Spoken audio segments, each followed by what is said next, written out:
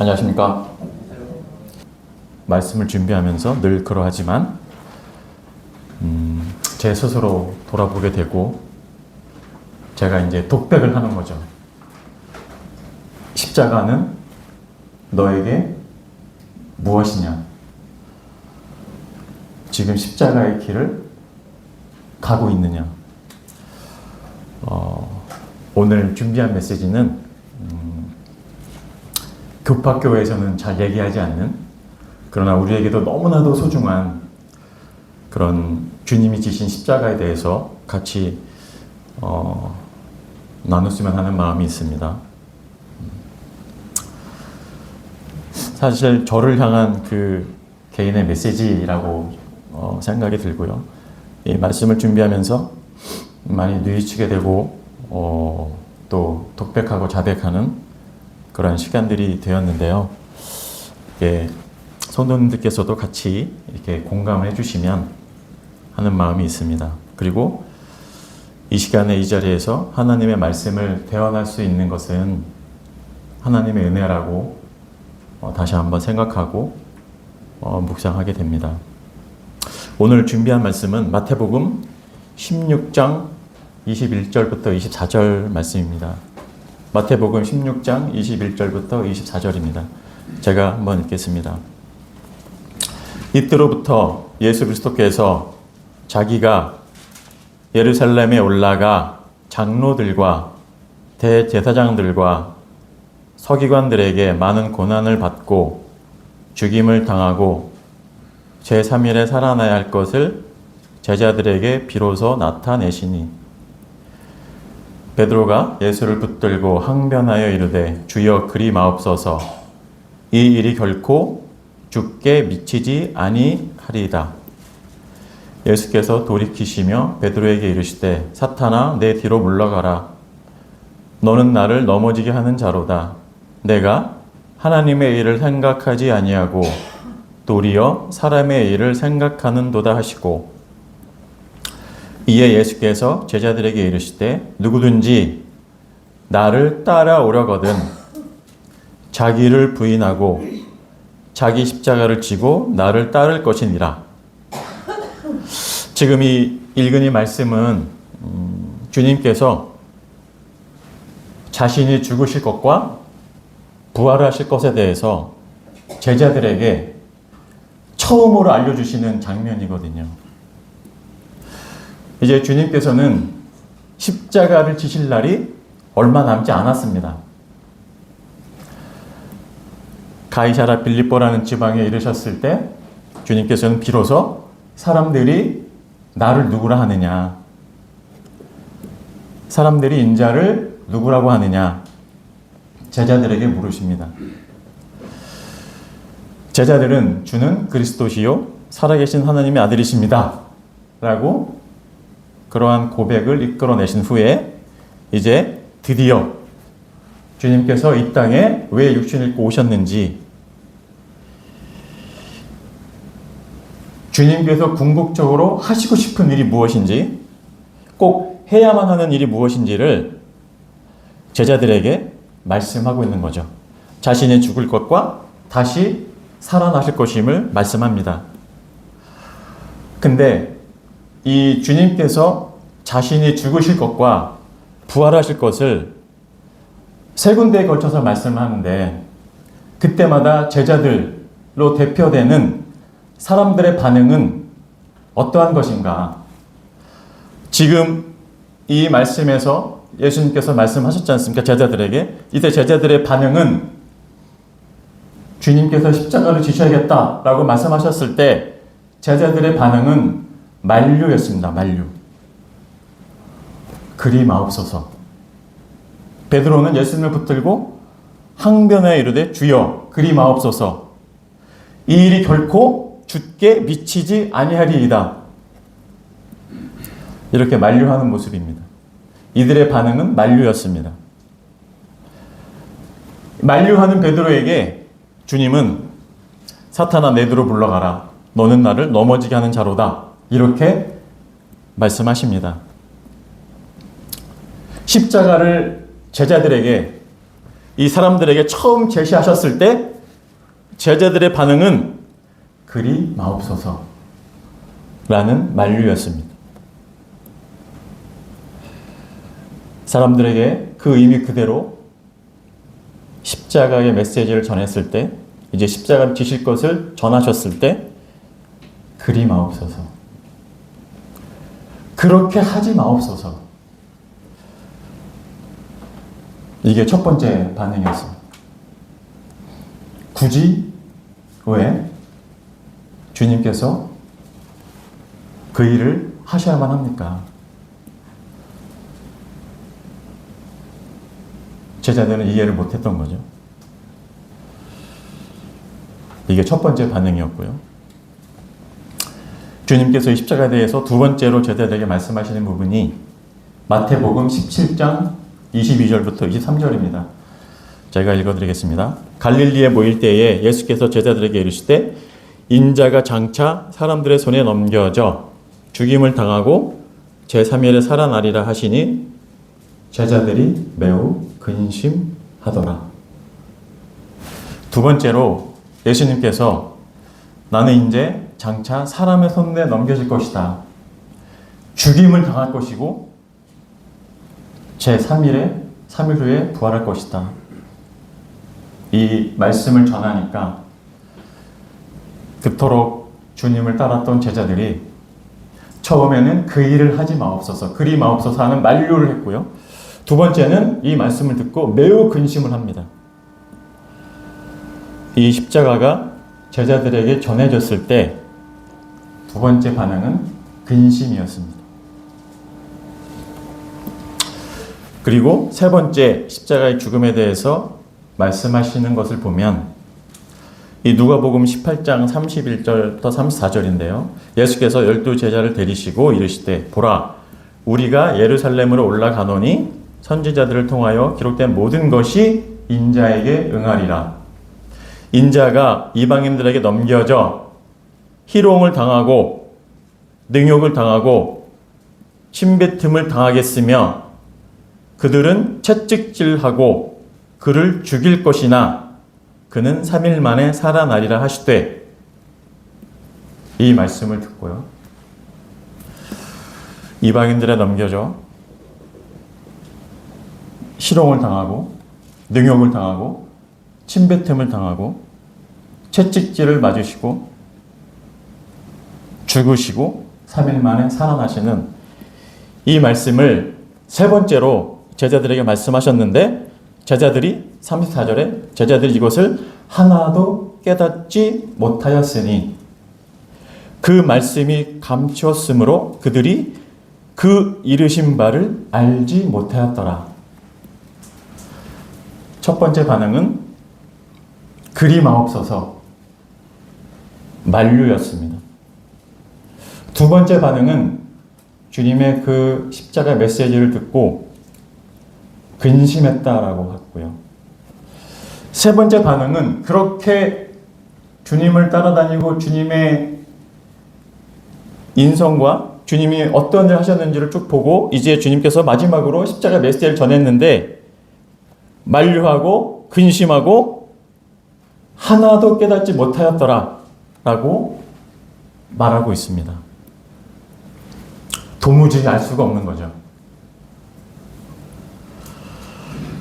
이 십자가 동안 이 부활의 이 메시지는 사람들이 도무지 깨달을 수 없는 그런 메시지입니다. 알 수 없는 메시지입니다. 그 메시지를 들었을 때 참으로 근심하게 만들고 그리 마옵소서라고 하는 만류하게 하는 그런 메시지가 바로 십자가의 메시지입니다. 이 십자가 사건은 이 주님이 지신 이 십자가는 죽기까지 순종하시고 우리를 위해서 죽으신 이 십자가는 사람들이 전혀 깨달을 수가 없습니다. 이해할 수도 없고요. 알아들을 수도 없고요. 예수님과 그렇게 동고동락했던 제자들조차도 알아들을 수가 없습니다. 이해할 수도 없고 알아들을 수도 없는데 더더욱 이걸 받아들이는 것은 더더욱 불가능하지 않겠습니까? 알 수도 없고 이해할 수도 없는데 어떻게 받아들이겠습니까? 이것이 십자가의 메시지입니다. 이 십자가의 메시지에 대해서 정확하게 또 반응하는 부류들이 있지 않습니까? 고린도전서 1장 22절부터 24절 읽어드리겠습니다. 유대인은 표적을 구하고 헬라인은 지혜를 찾으나 우리는 십자가에 못 박힌 그리스도를 전하니 유대인에게는 꺼리끼는 것이요 이방인에게는 미련한 것이로되 오직 부르심을 받은 자들에게는 유대인이나 헬라인이나 그리스도는 하나님의 능력이요 하나님의 지혜니라. 22절에 보시면 유대인은 표적을 구했다고 되어 있고 헬라인은 지혜를 찾았다라고 되어 있지 않습니까? 그러니까 이 십자가에 못 박힌 그리스도라는 이 메시지는 표적을 구하는 유대인들에게는 꺼리끼는 것이었습니다. 꺼리끼는 것. 여기 말씀에 나와 있지 않습니까? 걸거치는 것이었죠. 또 지혜를 찾았던 헬라인들에게는 엄청 미련하게 보이는 것이죠. 그 유대인들은 전통적으로 그 성향이 어떠한 그 영광스러운 표적을 구하는 민족이라고 하더라고요. 그래서 구약을 보면 유대인들이 하나님 앞에서 구했던 것이 그 바로 표적이지 않습니까? 하나님, 당신이 하신 말씀이 사실이라는 그 표적을 보여주세요. 그렇게 이루어질 거라는 그 표적을 보여주세요. 그 영광스러운 표적을 보여주세요. 이것이 유대인들의 요구였습니다. 유대인들의 눈에는 십자가는 영광이 아니었습니다. 오히려 수치였고 그 십자가는 그들에게 표적이 될 수 없었습니다. 그래서 사람들이 싫어하는 일이었습니다. 그래서 만류했고 근심했고 하나도 이해하지 못한 주님의 십자가의 메시지가 전해졌을 때 그렇게 반응했던 것이죠. 십자가는 사람들 앞에 영광스럽게 드러나는 그런 표적이 아니었습니다.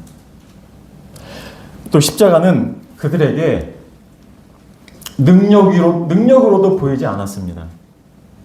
오히려 그것은 참으로 무능력한 거였고 참으로 더럽고 참으로 수치스러운 것으로 그들 눈에는 이제 비춰졌던 거죠. 그래서 유대인들은 십자가를 거부했습니다. 십자가를 거절했습니다. 십자가에 달린 이 그리스도라는 이분은 우리들의 메시아일 수가 없다. 어떻게 메시아가 그처럼 무기력하게 영광스럽지도 못한 수치스러운 십자가를 지고 있는 이분이 과연 우리들의 메시아일 수가 있을까? 우린 그런 메시아를 거부한다. 이것이 십자가의 메시지 앞에 쏟아낸 그들의 반응이었습니다. 유대인은 이렇습니다. 또 헬라인은 어땠을까? 헬라인은 우리가 잘 알듯이 소위 나름대로는 지혜를 찾는 사람들이잖아요. 나름대로 막 인생의 궁극적인 의미가 무엇일까 막 연구하고 지혜하고 온전히 그런 데 시간을 쏟는 그들은 논리를 좋아합니다. 논리. 그럴듯한 말들을 좋아하죠. 사도행전을 보면 그들이 새로운 철학을 논하는데 하루 종일 그들의 시간을 썼다라고 기록되어 있는 것을 볼 수 있습니다. 지혜로운 것 찾기를 엄청 좋아하는 거죠. 그런 헬라인들에게 있어서는 그러한 이 지혜의 프라이드와 자기 자아로 꽉 찬 그런 지혜를 갖고 있는 헬라인들에게는 그런 십자가가 탁 맞닥뜨렸을 때 아주 미련하게 보이는 것이죠. 어떻게 세상을 구원한다는 메시아가 십자가를 줄 수 있느냐. 이들 눈에는 참으로 미련하게 보였던 것이죠. 합리적이지도 않지 않습니까? 합리적으로 보이지도 않습니다. 참으로 그들의 눈에는 십자가라는 것은 참으로 어리석고 미련해 보이는 그러한 것이었습니다. 십자가는 이처럼 대부분의 사람들에게, 많은 사람들에게 거치는 반석이 되고 거치는 돌이 되고 부딪히는 돌이 되는 것이죠. 이런 말씀을 준비하고 묵상하면서 또 이런 생각을 하게 됩니다. 그러니까 이 오늘날 이 세상을 살아가는 사람들에게 십자가는 무엇일까? 수많은 교회 건물에 십자가는 달려 있고 밤에 보면 엄청 많이 보이지 않습니까? 또 지금은 또 이렇게 액세서리나 장신구로도 사용이 되는데요. 어떠한 십자가를 보면 되게 아름답게 보는 성향들이 요즘 사람들이 있는 것 같아요. 뭐 귀걸이를 만들어서 꾸미기도 하고 목걸이를 만들어서 걸고 다니기도 하고 또 반짝반짝 빛나는 십자가가 그 외의 상징이 돼버린 더 이상 수치와 모욕 그리고 어리석게 보이는 그런 십자가가 아니라 사람들이 긍정적으로 바라보는 그런 상징물처럼 되어버린 것이죠. 근데 말씀은 십자가는 원래 그런 것이 아니다. 사람들의 눈에 혐오스럽고 어떻게 하면 피하고 싶고 될 수 있으면 가까이 가고 싶지 않은 참으로 거절할 수 있으면 거절하고 싶은 어리석게 보이고 무능력하게 보이는 것이 십자가입니다. 그래서 저도 가끔 저희 어머니가 하도 졸으면 교파교회 다니시는 지금은 안 다니시는데 조금 이제 벅차셔가지고 보면 단에서 말씀하시는 분들이 십자가를 얘기를 하지 않아요. 주님의 보혈을 얘기하지 않습니다. 봉사하라, 이웃과 사이좋게 지내라, 선행해라, 남들보다 먼저 움직여라, 그런 말씀들을 하더라고요.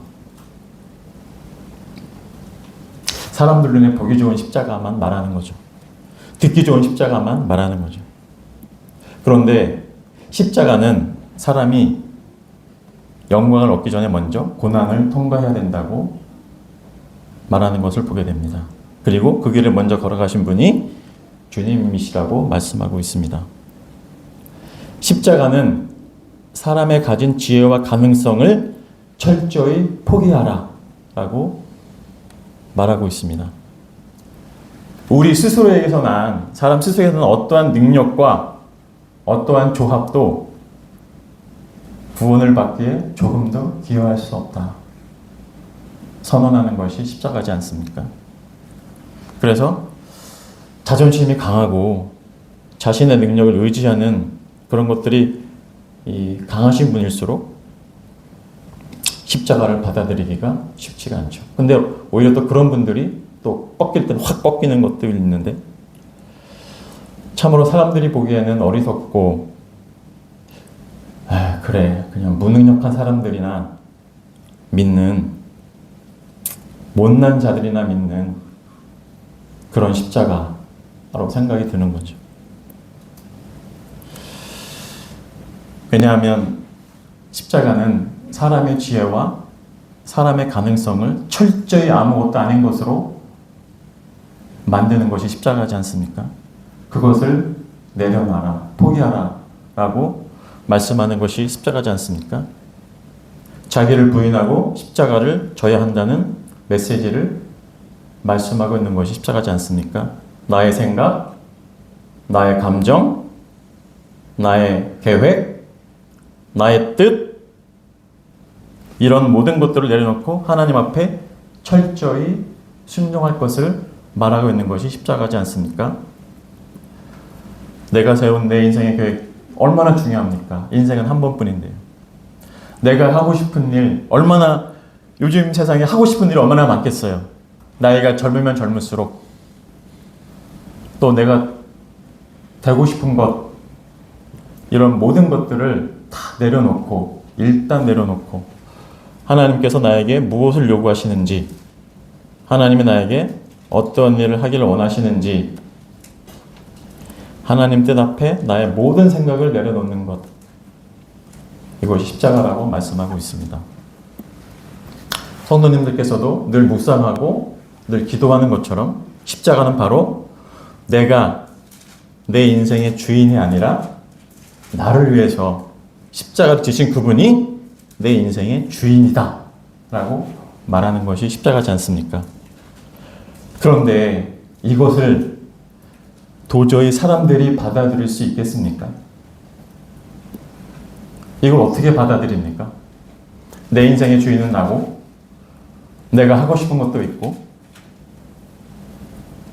내 플랜대로 계획에 짜져 있는 그 루틴대로 살아가는 것이 사람들인데 이것을 어떻게 사람들이 도저히 받아들일 수가 없는 그런 메시지지 않습니까? 근데 우리는 이런 메시지를 어떻게 받아들일 수 있었을까? 하나님의 은혜라고 뼈저리게 생각이 듭니다. 이것이 십자가가 말하는 바지 않습니까? 사람의 가능성과 사람의 지혜와 세상에서 인정받을 만한 자랑거리들을 모두 포기하고 오직 그리스도만이 우리의 소망이고 그리스도만이 우리의 지혜이고 그리스도만이 우리의 자랑이라고 고백하는 것이 이 십자가를 받아들이는 사람들의 고백이지 않습니까? 그런데 이렇게 고백했던 우리가 만약 우리의 삶에서 이런 데에서 우리의 삶에서 조금씩 각도가 틀어져서 벗어나고 있다면 우리는 십자가를 지라는 주님의 말씀과는 다른 길을 걷고 있는 게 아닌가라는 생각도 듭니다. 십자가와 정반대의 삶을 살고 있진 않나. 매일매일 묵상하고 기도해도 모자라지 않는 우리에게는 끊임없이 도전하는 그러한 모토가 아닌가라는 생각이 듭니다. 갈라디아서 6장 12절부터 15절 말씀을 읽어드리겠습니다. 무릇 육체의 모양을 내려 하는 자들이 억지로 너희에게 할례를 받게 함은 그들이 그리스도의 십자가로 말미암아 박해를 면하려 할 뿐이라. 할례를 받은 그들이라도 스스로 율법은 지키지 아니하고 너희에게 할례를 받게 하려 하는 것은 그들이 너희의 육체로 자랑하려 함이라. 그러나 내게는 우리 주 예수 그리스도의 십자가 외에 결코 자랑할 것이 없으니 그리스도로 말미암아 세상이 나를 대하여 십자가에 못 박히고 내가 또한 세상을 대하여 그러하니라. 할례나 무할례가 아무것도 아니로되 오직 새로 지으심을 받은 것만이 중요하니라. 유대인들은 자신들이 이 할례를 받았다는 그 외적인 표시로 인해서 되게 프라이드가 강했던 것 같아요. 마치 우리 예전에 새마을운동 때 각 촌 단위로 완장을 차고 다녔던 그 완장처럼 그런 자만심에 빠져있는 유대인들, 나는 할례를 받았다. 너희들은 할례를 받지 못한 족속이다. 그들의 자랑거리로 삼았습니다. 할례는 하나님 앞에서 그들에게 자랑거리였습니다. 할례는 자신들이 가진 그 무엇이었습니다. 하나님 앞에 내세울 수 있는 그 무엇이었습니다. 하나님 앞에 내세울 수 있는 그 무엇이기 때문에 사람들 앞에서도 자랑할 수 있는 자랑거리였습니다. 이 할례라는 게. 바울은 이러한 자랑거리에 대해서 사람들에게서 난 것들을 추앙하고 인정하고 떠받드는 이런 세상에 대해서 너희는 죽었다 라고 말합니다. 세상에서는 능력이 좋은 사람, 가진 것이 많은 사람, 우리가 가진 것이 너무 많으면 어떻게 되는지 이 재벌들의 삐걱거림에서 보지 않습니까? 세상에는 주로 이 매스컴을 대할 때 똑똑한 사람이 너무 많습니다. 지혜가 많은 사람이 너무 많아요. 또 이런 사람들을 추앙하고 인정하고 떠받드는 이런 세태가 있습니다. 그런 세상에 대하여 너희는 죽은 자다. 이것을 끊임없이 말하는 게 십자가지 않습니까?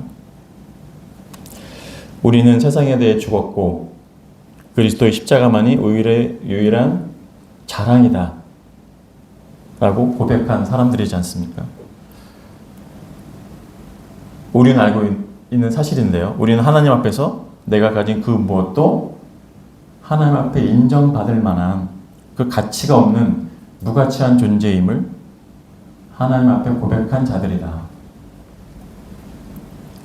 나에게서 난 지혜, 능력, 이런 모든 것들이 하나님 앞에서, 십자가 앞에서 무익하다고 고백한 자들이다. 참으로 주님 주신 십자가만이, 주님의 보혈만이, 우리 주 예수 그리스도만이 우리의 유일한 자랑이라고 고백한 자들이다. 이것이 그리스도로 말미암아 세상에 나를 대하여 십자가에 못 박혔다라고 하는 말씀의 의미라고 바울은 계속 말씀하고 있습니다. 우리의 자랑은 오직 그리스도뿐이다. 십자가는 이 복음의 메시지를, 이 사실을 말하고 있다고 바울은 계속해서 얘기하고 있지 않습니까? 십자가는 말하는 것이죠. 너는 세상에 대하여 십자가에 못 박혔다고. 너는 세상에 대하여 죽은 자라고. 세상에서의 자랑거리, 세상에서 인정하는 능력, 세상에서 떠받드는 지혜, 이런 것들은 더 이상 너희의 프라이드가 될 수 없다. 너희의 일본말을 쓰면 너희의 가오가 될 수 없다. 그렇죠? 너희의 어깨가 될 수 없다. 너희의 자랑거리가 될 수 없다. 라고 말합니다. 또 생각해보면 세상에서 자랑할 게 없는 그런 자로 태어나게 해주신 것도 감사가 되는 것 같아요. 세상에서 인정받을 만한 능력이 없는 것으로 태어나게 해주신 것도 감사가 되는 것 같아요. 세상에서 떠받드는 지혜가 내 머릿속에서 생각이 안 되는 것만으로 또 감사하게 생각이 되는 것 같아요. 주님만이 유일한 우리의 소망이고 우리의 희망이고 우리의 자랑이고 우리의 지혜이고 능력이다 라고 말하는 것이 십자가이지 않습니까? 다른 모든 것들은 그 앞에 내려놓고 무릎 꿇어야 한다. 이것이 십자가가 전하는 메시지지 않습니까? 십자가는 나에 대해서 죽음을 선포하고 나에게는 그 어떠한 희망도 남아있지 않음을 고백하게 하시고 주님처럼 고난받고 낮아지는 삶으로 우리를 부르고 있는 것이 십자가지 않습니까? 십자가는 인간이 자랑할 수 있는 그 모든 자랑거리를 철저히 부수고 있기 때문에 사람들은 십자가가 싫은 거죠. 이해할 수도 없는 거죠. 싫어하고 이해할 수 없는데 받아들일 수 있겠습니까? 받아들여 하지도 않는 거죠.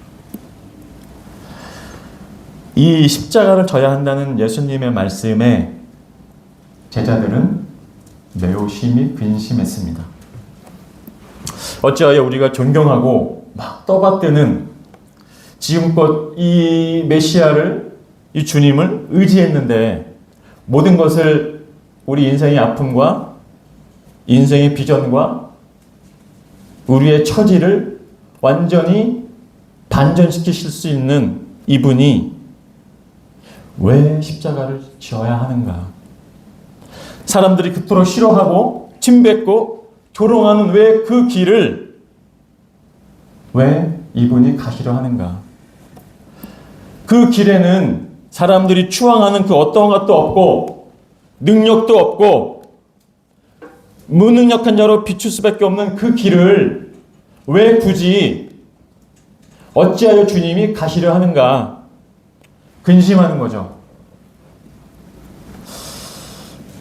그리고 그들의 근심 속에는 이런 마음도 있었을 것 같아요. 아마도 우리가 떠받드는 주님이 기어코 결코 그 길을 가신다라고 하면 어쩌면 우리에게도 나에게도 그 길을 요구할지도 모르겠다. 주님이 저렇게 가신다고 하는데 나는 그 길을 도저히 갈 수가 없다. 그러한 근심이 있는지도 모르겠습니다. 어쨌든 제자들은 십자가를 만류했고 두려워 근심했고 하나도 깨닫지 못했습니다. 이들에게 십자가는 영광 받기 전에 먼저 고난을 받는 그런 삶을 말하고 있습니다. 이 십자가를 통과하지 않고서는 영광의 부활은 없다고 말씀하고 있지 않습니까? 죽음을 통과하지 않으면, 이 십자가를 통해서 죽음을 통과하지 않으면 부활의 생명은 없다라고 말씀하고 있지 않습니까? 십자가는 이 제자들에게, 세상 사람들에게, 우리들에게 세상에서 영광을 얻으려 하는 그런 마음에 죽음을 선포합니다. 고린도전서 2장 1절부터 5절 말씀을 읽어드리겠습니다. 바울이 이 말씀을 보면 바울이 복음을 전할 때 무엇을 정말 중요하게 생각하면서 복음을 전했는지 그 마음의 중심을 알 수가 있을 것 같다는 생각이 들더라고요. 형제들아, 내가 너희에게 나아가 하나님의 증거를 전할 때에 말과 지혜의 아름다운 것으로 아니하였나니 내가 너희 중에서 예수 그리스도와 그가 십자가에 못 박힌 것 외에는 아무것도 알지 아니하기로 작정하였음이라. 내가 너희 가운데 거할 때에 약하고 두려워하고 심히 떨었노라. 약하고 두려워하고 심히 떨었다라고 말씀하고 있습니다. 내 말과 내 전도함이 설득력 있는 지혜의 말로 하지 아니하고 다만 성령의 나타나심과 능력으로 하여 내가 너희에게 복음을 전할 때에 설득력 있는 나의 잔기술이나 나의 지혜로운 말로 하지 아니하고 다만 성령의 나타나심과 능력으로 하여 너희 믿음이 사람의 지혜에 있지 아니하고 다만 하나님의 능력에 있게 하려 하였노라. 이 바울을 생각하면 지금의 우리가 TV 프로에서 토론 프로에 나올 때 토론 패널들이 나오지 않습니까? 너무 달변가도 있고 많이 배운 사람들도 있고 자기의 주장과 논리로 상대를 압도하려고 하는 그런 달변가들이 많은데요. 지금 이 시대에 이 바울을 거기에 딱 갖다 놓으면은 바울을 이길 자가 없었겠죠. 이 달변가가 바울. 사람의 지혜대로 하자면 바울은 당시 원탑이었습니다. 원탑. 탑티어죠. 그 누구보다도 최고 수준의 교등교육을 받았지 않습니까? 이런 바울이 어디 가서는 정말 논리적으로 말솜씨로 그 지혜로 가진 지혜로 어느 자리에 가서든 압도할 수 있는 이 바울이 복음을 전할 때만큼은 정말로 두렵고 떨었다라고 말하고 있습니다. 자신에게 있는 모든 논리와 지혜를 앞세워서 사람들을 그럴듯한 말로 설득해낼 수 있는 그런 기술을 습득하고 배웠던 이 바울이 복음을 전할 때만큼은 그렇게 할 수 없는 거죠. 오히려 약하고 두려워하고 심히 떨었다라고 말하고 있습니다. 바울이 복음을 전할 때 그렇게 떤 이유가 무엇일까? 왜 바울은 복음을 전할 때 왜 떨었을까? 바울이 복음을 전한 게 한두 번도 아닌데 일생에 수도 없이 수십 번, 수백 번 전했던 이 복음을 전했는데 왜 전할 때마다 떨었을까? 말씀에 나와 있듯이 바로 자기의 메시지가 사람의 지혜로 전파될까봐, 전해질까봐 그것이 두려웠던 것이다 라고 말하는 것을 보게 됩니다. 그러니까 복음을 전할 때, 십자가를 전할 때 성령의 나타나심과 그 능력으로가 아닌 설득력 있는 본인의 지혜로 전할까봐. 그래서 주님이 드러나야 되는데 주님이 아닌, 주님의 십자가가 아닌 바울 자신이 드러나고 바울 자신의 세상 죄가 드러날까봐 들었고 떨었던 것이 아닐까라는 분별을 하게 됩니다. 정말 사람에게서 난 것, 그 어떤 한 개라도 개입될까봐. 바울은 개입의 여지가 많잖아요. 왜? 많이 알고 있기 때문에. 상대적으로 저 같은 사람은 개입될 여지가 많이 상대적으로 없는 거죠. 많이 알고 있지 않으니까. 하나님 앞에 정말 두렵다라고 말합니다. 왜냐하면 복음은 너의 지혜, 너의 논리, 너가 가지고 있는 능력, 너의 캐리어, 너의 말솜씨 다 필요 없어. 복음은 그 정반대를 말하기 때문에 바울은 그걸 간증하고 있는 거죠.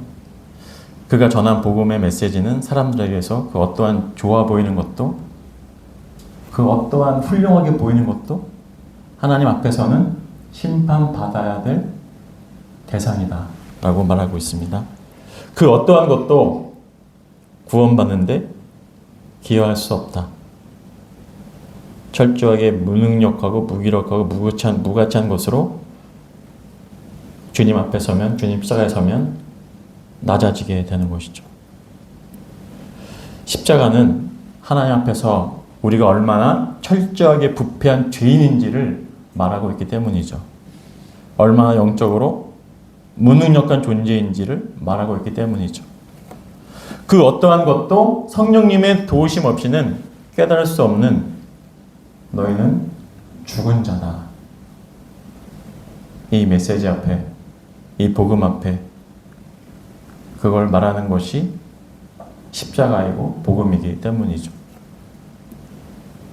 복음을 전할 때 혹시라도 전에 자신이 가지고 있던 그 논리와 지식과 학식이 개입될까봐 조금이라도 사람에게서 난 좋은 것들이 들어갈까봐 바울은 정말로 두렵고 떨었다라고 저는 생각이 들더라고요. 그래서 바울은 하나님의 능력만, 당신의 능력만이 나타나십시오. 당신의 지혜만이 나타나십시오. 하나님, 온전히 하나님만이 드러나십시오. 복음은 그것을 말한다라고 바울이 말하고 있습니다. 십자가는 사람을 향해서 죽음을 선포하지 않습니까? 바울은 고린도 교회 성도를 향해서 내가 예수 그리스도와 그가 십자가에 못 박힌 것 외에는 아무것도 알지 않기로 작정했다라고 이렇게 말씀하고 있습니다. 왜냐하면 예수 그리스도와 그가 십자가에 못 박히신 것 외에는 아무것도 알지 않기로 작정했다. 왜 이렇게 작정했냐면 바로 거기에 하나님의 지혜가 있기 때문이다라고 말하고 있습니다. 사람들로서는 깨달을 수 없는 하나님의 지혜가 거기 있습니다. 하나님의 지혜는 무엇입니까? 사람의 지혜와 가능성을 헛된 것으로 만드는 것이 하나님의 지혜입니다. 인간에게서 난 그 어떠한 것도 사람을 구원할 수 없다고 말하는 것이 하나님의 지혜입니다. 사람이 가진 그 어떠한 능력으로도 하나님이 받으실 만한 일을 할 수 없다고 말하는 것이 십자가입니다. 이 십자가에 못 박힌 나의 모습, 철저히 무력한 자로 유일한 능력 대신 주님만 의지하는 모습, 이것이 십자가의 메시지를 받아들이는 사람들이 살아가는 태도라고 바울은 말하고 있습니다. 우리가 믿은 복음은 이 사실을 우리에게 계속 말하고 있습니다. 그러면 지금 우리가 걷고 있는 이 길이, 우리 삶의 동선들이 삶을 살아가는 그 구비구비 그 꼭지점에서 우리는 십자가의 길을 걷고 있는가? 그 십자가의 길 위에 서 있는가? 계속 우리에게 또 되묻고 묵상하게 되고 기도하게 되는 그러한 중요한 포인트가 아닌가 생각이 듭니다. 자신에게 속한 그 열심, 자신에게서 난 그 의지로 나는 죽을 때까지 주님을 따르겠다라고 고백했던 이 베드로가 정작 죽음의 위험 앞에서 예수님을 3번씩이나 부인하지 않습니까? 정말 자신에게 있는 그 열심으로 자신에게 있다고 착각하는 그 능력으로 그렇게 예수님을 죽기까지 따르겠다라고 했던 고백을 했던 베드로에게 주님이 나타나셔서 정말 너 자신에게 있는 그 열심, 그 능력은 하나님 앞에서 모두 내려놔야 됨을 베드로에게 깨닫게 하시잖아요. 그렇게 깨닫게 하신 후에 주님께서는 베드로를 고기를 잡던 그 생업에 종사했던 그 장소에서 내 양을 치라라고 이렇게 말씀하시고 있는 것을 보게 됩니다. 내 양을 먹이라는 그 사명을 말씀해 주신 것을 보게 됩니다. 이제 베드로는 자신의 열심과 자신의 능력으로 죽기까지 주님을 따르겠다라고 고백했던 이 베드로는 그 다음에 주님을 3번이나 부인했던 이 베드로가 이제는 주님께서 회복해 주셔서 말씀으로 회복해 주셔서 비로소 이제 하나님의 일을 할 수 있게 된 것이죠. 나의 열심, 나의 지혜, 나의 능력, 나의 자랑거리 이런 것들 모두 벗어 던져버리고 오직 예수 그리스도 당신만이 나의 능력이시고 나의 지혜이시고 나의 자랑이라고 고백할 수밖에 없는 자로 만드신 후에 하나님께서는 그 양을 치라는 정말로 중차대한 사명을 그에게 맡겨주셨습니다. 이것이 예수님을 따르는 자들이 걷고 있는 길이 아닌가라는 생각이 듭니다. 베드로만 걷는 길이 아닌 것이죠. 우리 모두가 이 길로 부름받았고 또 부름받고 있음을 묵상하게 됩니다. 십자가의 길로 나와라. 십자가로 나와라. 그 길에 나가는 데 있어서 우리가 부인되고 부정되는 크고 작은 아픔이 분명히 있을 것이다. 우리의 지혜를, 우리의 본성을 내려놓아야 하는 아픔이 있을 것이다. 우리가 가진 생각을 하나님 앞에 내려놔야 하는 아픔이 있을 것이다. 하지만 그 길이 주님이 부르시는 십자가의 길이다 라고 말씀하고 있습니다. 그 길을 통해서, 그 십자가를 통해서 우리는 주님의 인격을, 주님의 지혜를 내 것으로 삼을 수 있다라고 말하고 있음을 보게 됩니다. 주님의 인격, 주님의 지혜,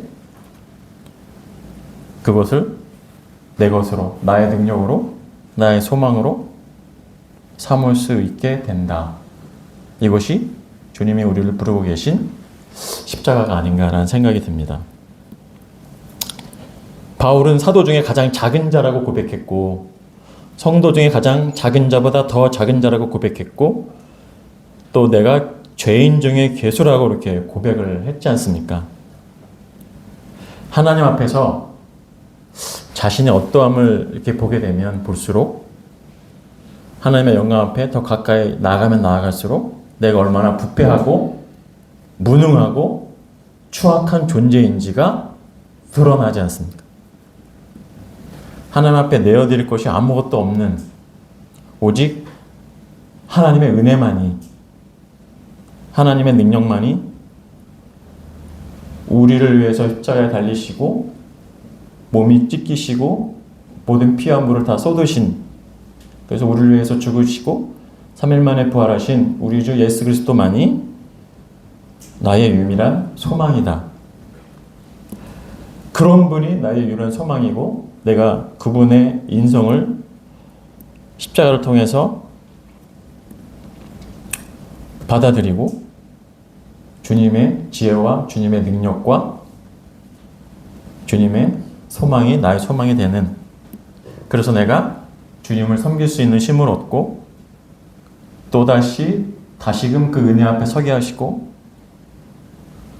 처음부터 끝까지 모든 것이 다 하나님의 은혜라고, 정말 나의 나된 것은 하나님의 은혜라고, 그 은혜가 나에게 역사하여 모든 사도보다 더 많이 수고하게 만들었다고 하는 이 바울의 고백. 이 바울의 고백처럼 우리도 그 십자가의 길을 걸어가고 있는 그러한 자들이 아닌가라는 생각이 듭니다. 히브리서 13장 12절 13절 말씀 읽어드리겠습니다.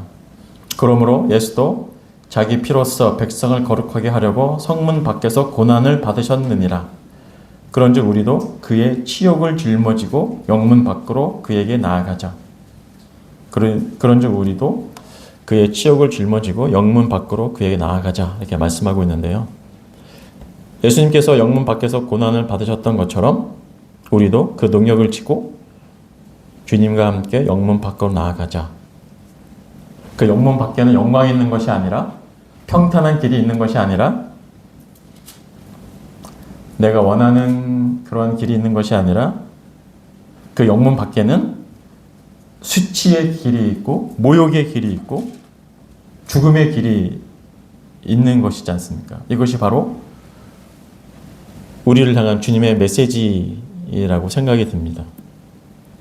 평탄한 길을 가고 싶고 그냥 큰 인생에 대꼬볶거 없이 없는 삶을 살고 싶고 그렇게 사는데 영광을 좀 누리면 좋고 사람들 앞에 인정받으면 좋고 나를 나타내고 드러내면 더욱 좋고 그렇게 자랑하고 싶은 그 길을 걷고 싶은 것이 인간의 본성이지 않습니까? 하지만 십자가는 그 인간의 본성에 대해서 철저한 죽음을 선포하고 이 180도 반대의 길을 제시하지 않습니까? 그 반대의 길을 걸을 때 거기에 진정으로 하나님의 영광이 나타날 것이다 라고 말씀하고 있는 것이 이 십자가라고 사도 바울이 말씀하고 있는 것을 보게 됩니다. 죽음을 통과하지 않고서는 결코 영광의 길을 제시하지 않는다. 그래서 우리 주님께서 죽음을 통과하시고 영광의 길로 가신 것처럼 또 죽음을 통과해야만 부활이 있는 것처럼 이렇게 말하는 것이 십자가지 않습니까? 그런데 죄로 인해 오염된 우리들은 본능적으로는 그것을 이렇게 본능적으로 거부하려 하지만 주님의 사랑으로 감동받은 자는 주님의 걸으신 그 길을 기꺼이 따르려고 하는, 비록 지금은 따르지 못한다 하더라도 그런 마음을 항상 갖고 있지 않습니까? 주님의 길을 따라야 하는데 주님이 걸어가신 그 길이 어떠한 길인데 만유의 주인 주님께서 왜 육신을 입고 이 땅에 오셔서 우리의 모든 죄를 사하시려고 왜 그러한 고난과 수치와 모욕과 능욕의 길을 걸으시고 죽기까지 복종하시고 또 3일 만에 부활하셨는지. 십자가는 내가 죄에 대해 죽은 자라고 말하고 율법에 대해 죽은 자라고 말하고 세상에 대해 죽은 자라고 말하고 있다라고 이 사도 바울은 계속 강력하게 말하지 않습니까? 십자가는 나를 죄와 율법과 세상에 얽매여 종노릇하는 자에서 완전히 벗어나게 한, 그래서 너희들은 그것에서 벗어난 자가 되었다라고 고백하게 하심을 보게 됩니다. 십자가가 이제 하나님 앞에서 새로운 피조물로 살아갈 수 있게 너희를 만들어 놨다라고 고백하게 합니다. 누구든지 그리스도 안에 있으면 새로운 피조물이라. 저희는 다 새로운 피조물이지 않습니까? 세상에서 자기를 높이고 출세하고 자기 뜻을 실현하는 것이 우리들의 인생의 목표였다면 그냥 남들처럼 살고 먹고 살다가 조금 재산을 좀 축적하면 좋고 그러지 못하더라도 그렇게 무탈한 삶을 살다가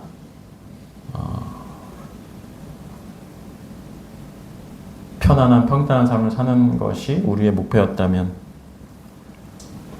그런 목표로 살아왔던 나는 죽었다. 이제 그리스도만을 소망하고 주님이 그분만이 나의 힘이고 그분만이 나의 능력이고 그분만이 나의 소망인 것을 고백하는 그러한 사람들로 저희가 변화된 것이지 않습니까? 이것이 그리스도 안에서 새로운 피조물로 변화되었다고 하신 말씀의 의미다라고 사도 바울이 말하고 있지 않습니까? 십자가는 내 안에 있는 모든 가능성과 자랑거리를 다 포기하고 십자가에 못 박히신 자로 자신을 동일시하라고 말하고 있지 않습니까? 십자가에서 자신에 대한 사망 선고를 내린 사람은 이제 자신이 살아갈 유일한 근거와 원동력은 내 안에 살아계셔서 역사하시는 그리스도의 완전한 생명이라는 사실을 우리가 매주 떡과 전 앞에서 고백하지 않습니까? 이 모든 것을 망라한 말씀, 여러분들이 너무나 잘 아시는 말씀, 갈라디아서 2장 20절, 내가 그리스도와 함께 십자가에 못 박혔나니 그런즉 이제는 내가 산 것이 아니오 오직 내 안에 그리스도께서 사신 것이라. 이제 내가 육체 가운데 사는 것은 나를 사랑하사 나를 위하여 자기 몸을 버리신 하나님의 아들을 믿는 믿음 안에서 사는 것이라. 이제 나는 십자가에 못 박혀 죽었다. 이제 내 안에 나의 생명 대신 그리스도께서 사시는 것이다. 이것이 십자가의 메시지이지 않습니까? 십자가를 받아들인 사람들의 고백이지 않습니까? 우리가 부름받고 있는 그 십자가의 길이기도 하지 않습니까? 나는 무능력하고 무가치하고 지혜가 없고 약하나 주님은 지혜로우시고 전지전능하시고 강하시다. 나에겐 소망이 없으나 주님은 나의 온전한 소망이 되신다라고 고백하는 자들이지 않습니까? 나에게는 하나님이 기뻐 받으실 만한 그 어떠한 영적 가치도 없는 자다. 주님께서는 하나님이 그토록 기뻐하시는 온전한 독생자이시다. 주님께서는 하나님이 그토록 기뻐하시는 온전한 거룩이시다. 나의 의는 다 헤어진 누더기 같은 남루한 그런 옷과 같으나 주님의 의는 하나님 앞에서 너무나도 반짝반짝거린 너무나도 아름다운 빛나는 영롱한 아름다운 의라는 사실을 우리는 매주 떡가전 앞에서 고백하지 않습니까? 이것이 십자가의 도를 아는 자들의 고백인 것이죠. 우리가 부름받고 있는 그 길에 대한 고백인 것이죠. 우리가 걸어가야 될 길에 대한 고백인 것이죠. 우리가 살아내야 하는 삶에 대한 고백인 것이죠. 그런 삶의 좌표를 그 방향을 제시해주는 그런 말씀이 아닌가라는 생각이 듭니다. 그 십자가의 메시지, 십자가의 길로 주님이 이렇게 부르고 계시지 않습니까? 주님만이 유일한 능력이 되시고 주님만이 우리의 유일한 지혜가 되시고 소망이심을 받아들이고 고백하고 그런 큰 파도에 나의 의지와 상관없이 나의 모든 것을 맡기고 망망대해로 나아가는 그렇게 주님의 말씀에 힘입어 살 것을 사도 바울이 계속 말씀하고 있음을 보게 됩니다. 세상에서는 사람들이 나를 어떻게 생각하고 바라보는지, 나의 평판이 어떠한지, 내가 어떠한 자로 비춰지는지, 정말 능력 있는 자로, 멋있는 삶을 살고 있는 자로 비춰지는지, 그런 것이 전혀 중요하지 않다라고 십자가는 말씀하고 있습니다.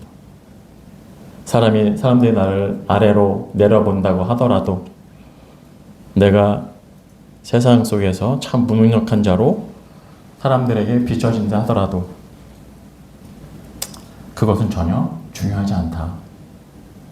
하나님 앞에서 나의 유일한 자랑거리는 그리스도이시고 나의 유일한 백그라운드, 주님을 소유했다는 것이고 또 주님을 고귀하게 생각하는 마음이 있다는 것이고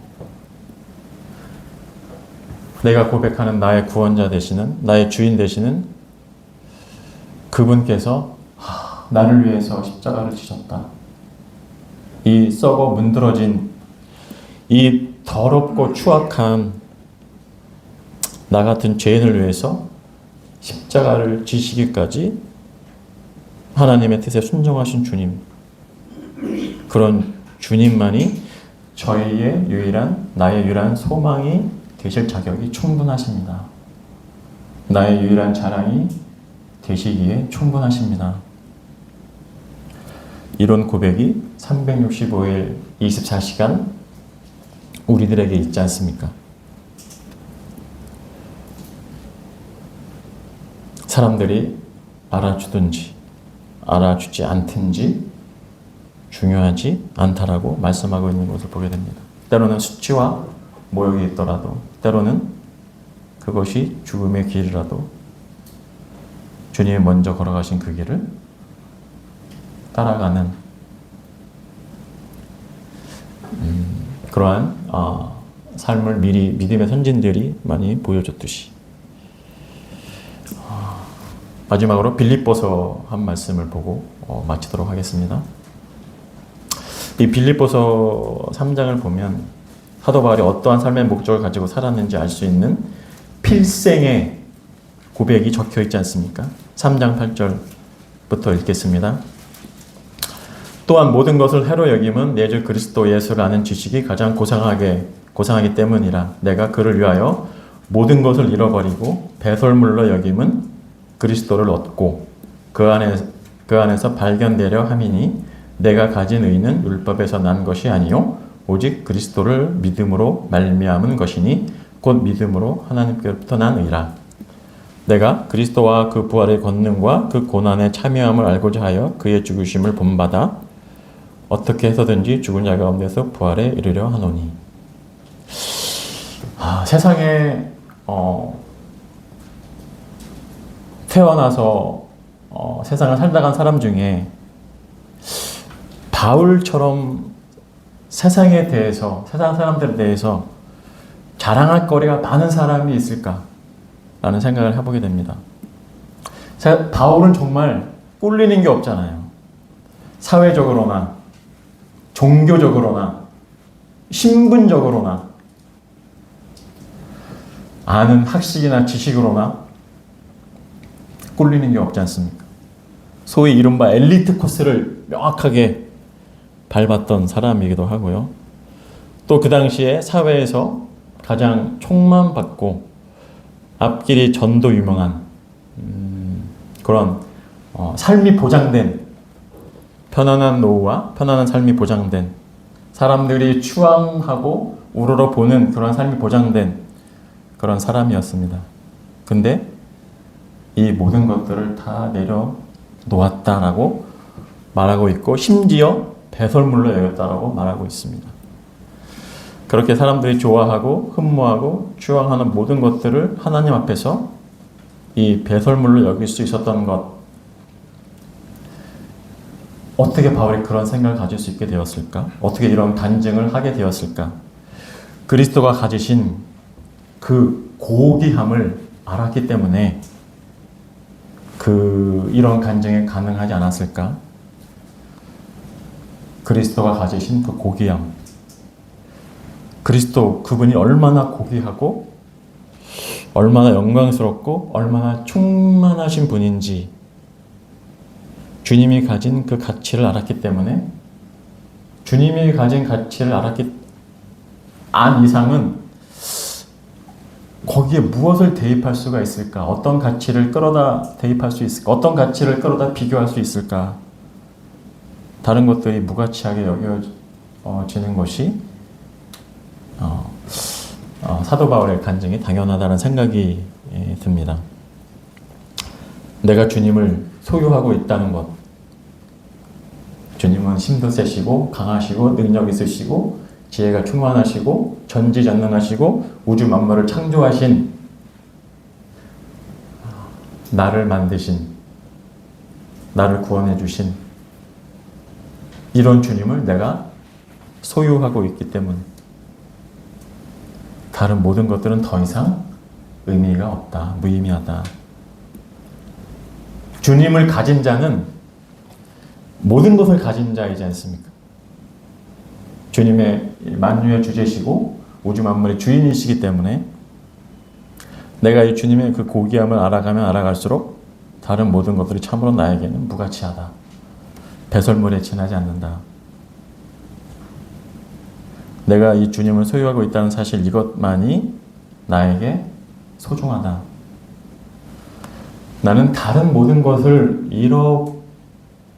잃어버리더라도, 내가 가진 모든 것으로 인정받지 못한다 하더라도, 아니 인정받지 못한다 할 뿐만 아니라 다 그냥 배설물로 버린다 할지라도 나는 그리스도 안에서 발견되기를 원한다.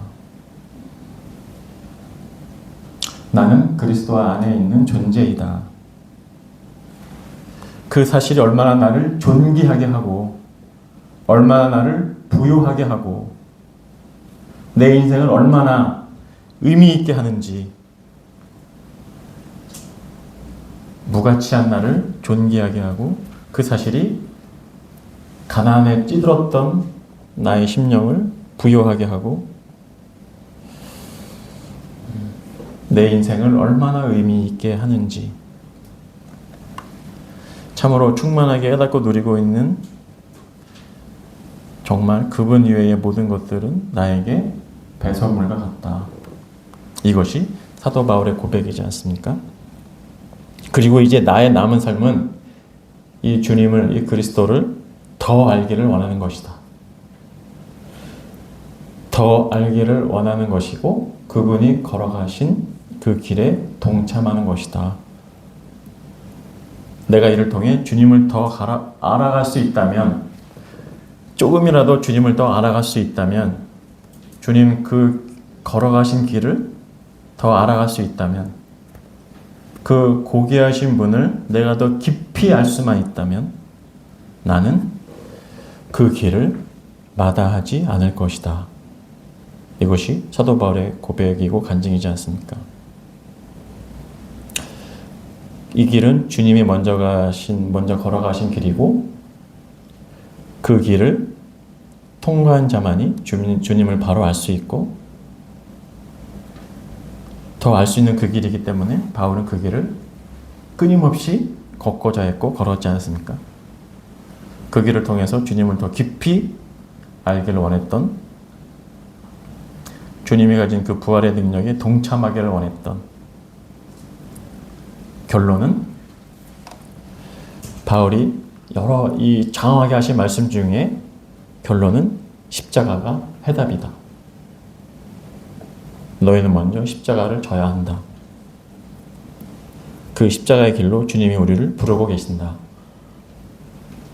부르시는데 막 억지로 막 두렵게 부르시는 것이 아니라 주님의 음성이 얼마나 온유하신지 다 아시지 않습니까? 그 온유한 음성으로, 그 은혜로운 음성으로 내가 걸어간 이 십자가의 길로 너희도 나오지 않겠느냐. 우리 10년 가운데, 저의 10년 가운데 계속 말씀하고 있는 것 같습니다. 사람들은 싫어하고 거부했지만 주님의 능력과 주님의 은혜를 받은 자로서 십자가를 마다하지 않고 십자가 앞에 자기의 모든 것을 내려놓는, 나를 대하여 죽음을 선포하는 사망 선고를 내리는 그 길, 주님께서 먼저 걸어가신 그 길, 믿음의 선진들이 먼저 걸어가신 그 길, 그 길로 나와라 성훈아, 그렇게 말씀하시는 것 같아요. 이 말씀을 준비하면서 그런 생각이 들었습니다. 매일매일 주님의 길, 주님의 십자가, 주님의 보혈, 이것이 나의 삶에 얼마만한 영향을 미치고 계실까? 100% 나의 삶을 주장하시고 저를 꽉 잡고 너는 이 길을 가야만 해. 넌 이 길 아니면 안 돼. 라고 말씀하실 수도 있지만 정말 온유한 음성으로, 은혜로운 음성으로 내가 이 길을 갔으니 너도 가지 않겠느냐? 한번 생각을 해봐라. 잘 묵상해봐라. 그리고 나한테 모든 걸 맡겨라. 나를 의지해라. 내가 가이드를 해줄 테니 나를 따라와라.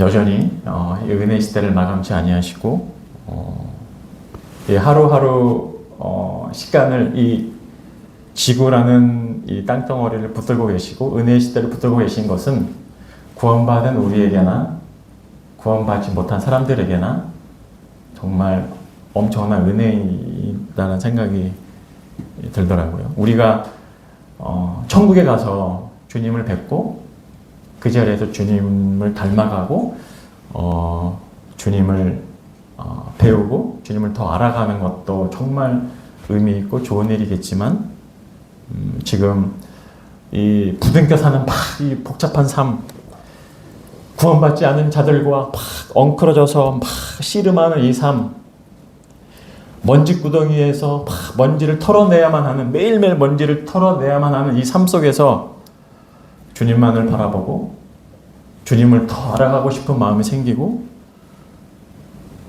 내가 주님을 소유했으니 나에게는 꿀릴 것이 없다. 세상을 향해서 담대하게 말할 수 있는 이 삶이 얼마나 큰 은혜이고 얼마나 값지고 얼마나 가치 있는 삶인가 하는 것을 이 말씀을 준비할 때만 이런 마음이 생기면 안 되는데 어쨌든 말씀을 준비하면서 정말 두렵고 떨리는 바울의 심정을 이해하게 되고 바울이 왜 자꾸 주님 가신 그 길을 자기도 갔고 너희들도 같이 가지 않으려 하는 왜 자꾸 그렇게 말씀하실까라는 생각을 묵상을 해보게 되었습니다. 네, 감사합니다.